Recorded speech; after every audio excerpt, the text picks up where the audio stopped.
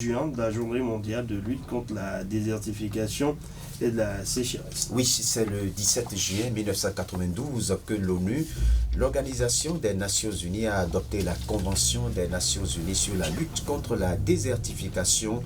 Depuis cette date, le 17 juin a été dédié à la journée mondiale de lutte contre la désertification et la sécheresse.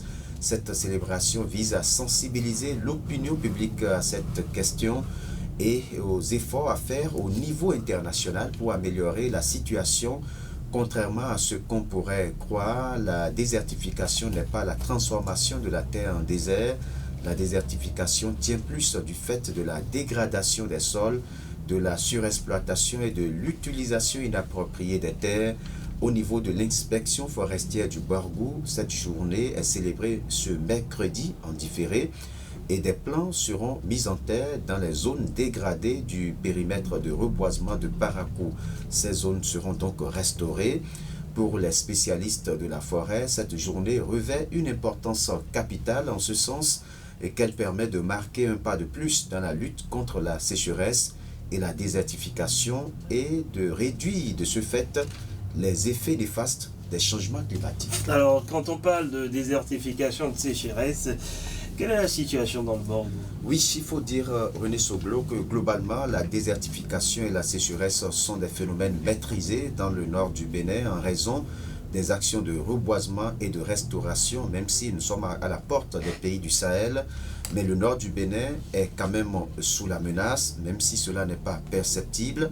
Et cette menace se traduit justement par la similitude du climat sahélien avec celui du nord Bénin. Raoul, quelle approche de solution pour lutter contre la désertification et la sécheresse? Oui, pour lutter contre la désertification et la sécheresse, nous devons adopter des cultures de prévention, des pratiques agricoles respectueuses de l'environnement, et on parle de l'agroforesterie. C'est ce qui peut contribuer significativement à la protection des zones sèches lorsque le processus de désertification commence et même lorsqu'il est déjà en cours. Et cela exige aussi un changement d'attitude de la part des gouvernants et des citoyens. Et il faut dire que les populations des zones sèches ont une qualité de vie moins élevée que celle des autres régions. Selon les experts, environ la moitié des personnes qui vivent sous le seuil de pauvreté dans le monde habitent des zones sèches.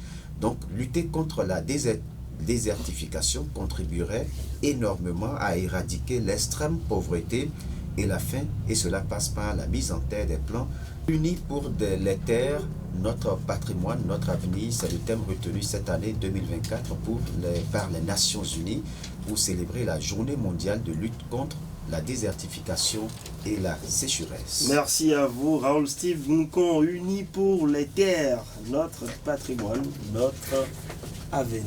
Pensez-y.